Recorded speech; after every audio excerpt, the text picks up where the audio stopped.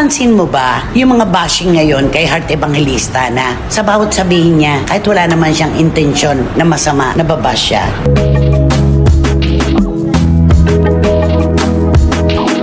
Tapos yung paglalarawan kay Heart Evangelista sa pagiging lagi niyang Bida.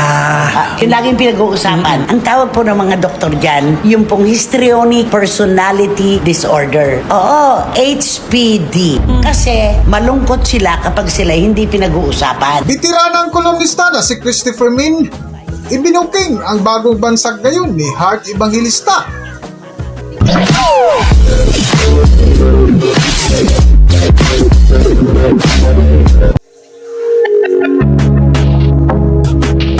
Welcome back to Philippine Celebrity Broadcast.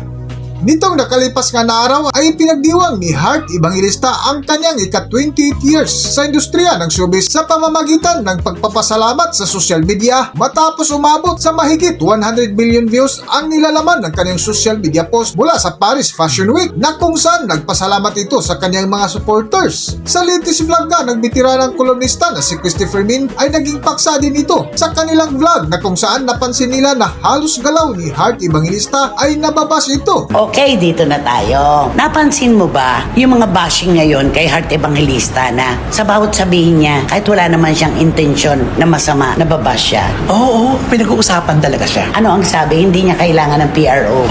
Ang galing naman. Hindi raw kailangan ni Heart Oo. Evangelista ng PRO. Hindi niya raw kailangan ng manager. Kasi daw siya, kayang-kaya na niyang i-manage ang mga publicity niya. Alam mo, parang totoo. Totoo yun. Kasi biriin mo, nagsasalita lang siya, nag-host lang siya, meron siyang sasabihin, meron siyang opinion para sa sarili niya. Oo. Yun na. Ano ang paborito mong agarbisyo? Shopping. Oo. Walang-wala naman sa kanya yun. At saka talaga namang nagsishopping siya. Correct. Paborito niya yun. Ginagawa niya yun. Issue agad yun na Correct. napakalaki. Tinanong lang siya kung anong gusto niyang mapangasawa. Tamad ba? Yun, di ba, yung mga- ayaw niya daw o sa- masipag. Oo. Ayoko sa tamad. Tamad. O, ayoko sa taong tamad. O ayan, pumasok na naman yung issue tungkol kay Senator Chis Escudero. Alam mo, naaawa lang ako talaga, no? Pumapasok na naman tuloy doon sa issue ng ayaw niya ng lalaking tamad. Ano na naman ang ipinambasa kanya? Ayun, ang sipag-sipag mag-ano ng asawa mo. Di ba? Doon na naman yon. Pumasok na naman na hindi niya pinaghihirapan yung perang pinanggagastos niya sa pag-shopping. Kung ayaw daw niya sa tamad, masipag naman yung asawa niya sa pagkuha ng pera ng bayan. Grabe ang Nakakaawa si Heart Evangelista. Kahit magpakamatay na po siya sa pagtatrabaho, kahit na-o-hospital na, yung kredito hindi para sa kanya. Oo, No? sana naman isipin nyo naman, nakita nyo naman si Heart no, nag-iisa. Nood kasi kayo ng mga vlog niya kung paano siya pinaghihirapan niya yung mga sentimong kinikita niya. Pagod na pagod siya. Kasi nga, may isyong pumasok. Ayun. Kasi ang pinakamahirap lang naman dyan, naging asawa siya ng isang politiko na nasangkot Oo. sa isang issue, di ba? Yun naman talaga yon. Kawawa, yung the credit is not with her. Kasi kanya naman yan pinaghihirapan naman niya, pinagpapaguran naman niya. Pero ang tingin pa rin po ng mga tao, hindi kanya yung pera, kundi sa nakuha ng kanyang asawa sa kung saan man. Ganun po yun. Sa patuloy nga ng paksa ni na Christopher Min ay napag-usapan nila ang madalas na mag-trending sa social media na kung saan bida lagi si Heart Evangelista na tinawag ng mga doktor na HPD na malungkot pag hindi pinag-uusapan. Para sa buong kwento, narito ating panoorin ang video. Narito ang video. Tapos yung paglalarawan kay Heart Evangelista sa pagiging lagi niyang Bida. hindi Siya naman pinag-uusapan. bida. Yung laging pinag-uusapan. Yung nagte-trending siya. Lagi. Ganon. May tawag po dyan. Ang tawag po ng mga doktor dyan, yung pong histrionic personality disorder. Oo, HPD. Ang HPD po ay ipinatutungkol sa mga tao na gumagawa ng iba-ibang issue. Pwedeng nagdadrama, pwedeng nagagalit, at anuman pong reaksyon na pinakikita sa publiko para lang sila ay nasa gitna ng interaction at ng aksyon. Yun yun, di ba? Kasi, ano ang sabi? Malungkot sila kapag sila hindi pinag-uusapan. May ganun pala. Histrionic, oo. Histrionic personality disorder. May ganun po talaga. Sabagay. Gagawa at gagawa ng issue. Samantalang napaka-relevant naman niya. Oo. No. Nakita mo talaga, pati pag ganyan, no? Inaaral na talaga siya. Ang lalim, Oo. alam mo, super sikat Marami na talaga po, Ganon. nung una ay nabanggit dyan si Chris Aquino. Oo. Kasi nga si Chris, hindi pa man natatapos ang deadline ng mga reporters, may kasunod na naman na bagsak ng kanyang Di ba sabi nyo nga, posting. hindi pa napiprint. Oo, iba na naman, di ba? Kaya sinasabi, ay nako si Chris Aquino, mayroon siyang HPD, Histrionic Personality Disorder. Ito po yung mga tao talaga na nalulungkot pag hindi po sila pinag-uusapan. Kailangan gumawa sila ng paraan talaga para sila ang nasa gitna ng aksyon. Yun. Ang hirap din yan, ano? Meron ka pa bang ibang alam na gumagawa ng ganyan? Sino pa ba yung nabanggit mo na si Miss Chris Aquino? Sino pa ba yung mga artistang talagang mapapag-usap? Pero hindi, sila talaga yung mga ay, yung ba? Pero hindi ko siya i-consider dun. Bakit? Bakit? Kasi ano mo naman yun, iba naman yung pagka-pal nun eh. Ay, ganon. Palang tawag sa kanya nun. Ah, Di ba? so wala siyang HPD? Wala. siya. Pal siya. Okay. Alam niya na po siguro kung sino yun. Ang galing nung gano'n eh. Gumanon ako eh. Hindi ba? Oo. Hindi ba histrionic yun? Ikaw ba mapapabilang mo pa siya dyan? Kasi gusto rin niya lagi siyang pinag-uusapan eh. Dahil sa... Palan. Oh, di- Okay. So nakakaawa po si Arte Evangelista. Yung kredito po kasi ng kanyang ginagawa, ng kanyang mga accomplishments, hindi po ipinaangkin sa kanya, kundi pinagbibintangan siya ng kung ano-anong salita. Dapat ibigay po natin yon para sa kanya. Siya naman po talaga ay nagpapakahirap, Tatrabaho di niya. ba?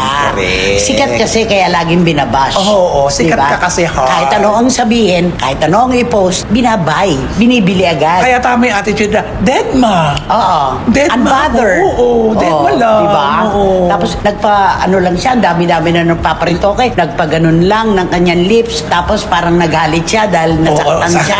Issue! Lahat. Yun. Oo, maglakad lang ng bahagyan. Hindi lang maganda yung pagkakakat. Meron at meron May lukot sasabi. lang ang damit sa Fashion Week. Yes, correct. May issue na kagad. Naku, dead ma lang. Mag-shopping lang at makitang sangkaterba ang bit-bit na bag. Nagagalit Dead ma. na. Dead ma lang. Total, alam mo naman kung kaninong pera yan at sino naghihirap para dyan. Correct. Di ba? How long have you been in the industry?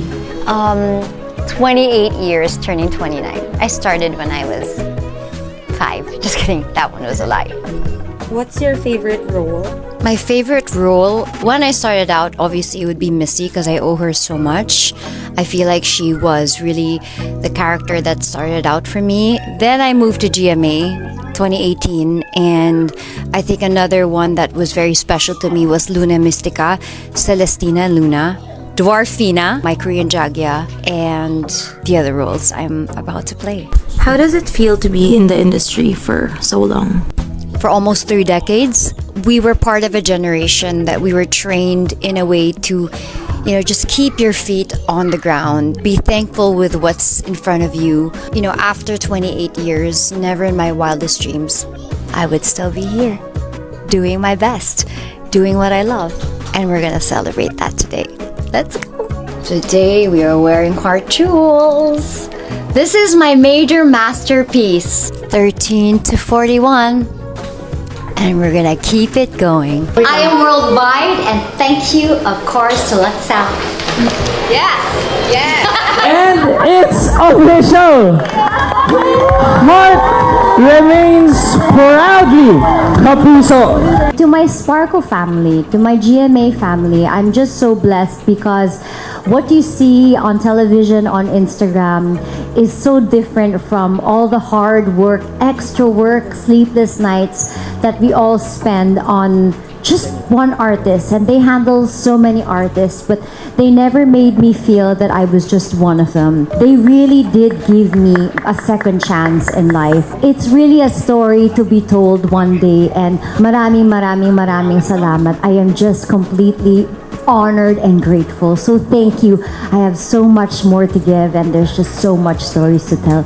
So thank you so much. Your stature now, you've worked hard for it and you fully deserve it hard. So thank you for trusting us, for trusting Sparkle for 8 years. Thank you for being the brightest star that you are.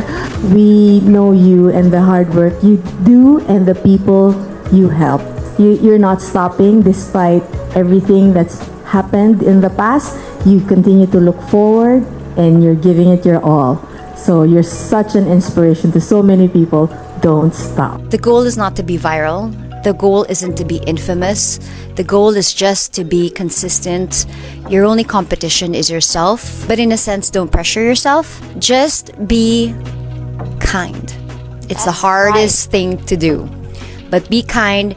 Never step on anyone's toes. You are on your own path. Just be thankful for the people that have helped you throughout the way. And remember, kung sino nakasalubong mo pataas, yun din ang makakasalubong mo pababa. Round of applause, mga kapuso!